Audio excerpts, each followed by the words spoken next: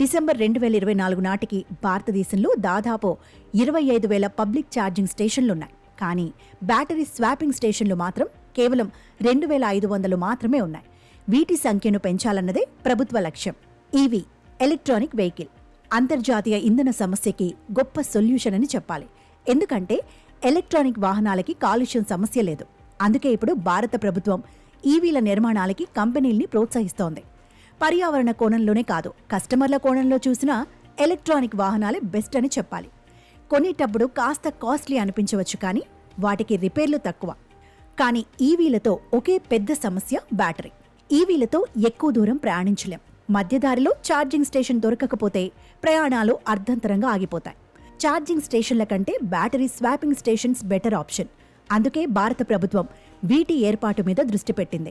Battery స్టేషన్ల నిర్వహణలకి సంబంధించి కేంద్ర విద్యుత్ శాఖ కొన్ని మార్గదర్శకాలు విడుదల చేసింది. బాస్ అనే మోడల్స్ని ఈ మార్గదర్శకాలు సపోర్ట్ చేస్తున్నాయి. బాస్ అంటే ఏంటి? Battery as a service. Battery swap స్టేషన్లో ఈ సర్వీస్ ఉంటుంది. మన ఎలక్ట్రిక్ వాహనంలో ఉన్న ఖాళీ బ్యాటరీని తీసుకొని ఫుల్ ఛార్జ్ చేసి రెడీగా ఉన్న బ్యాటరీని రీప్లేస్ చేస్తారు. దీనినే బ్యాటరీ స్వాపింగ్ అంటాం. రెగ్యులర్ ఛార్జింగ్ స్టేషన్లకి ఈ పద్ధతి ఒక ప్రత్యామ్నాయంగా పనికొస్తుంది. పైగా సౌకర్యంగా కూడా ఉంటుంది. బ్యాటరీ స్వాపింగ్ ప్రక్రియ కేవలం 3 నుంచి 5 నిమిషాల్లో పూర్తవుతుంది. టైం వేస్ట్ ఉండదు.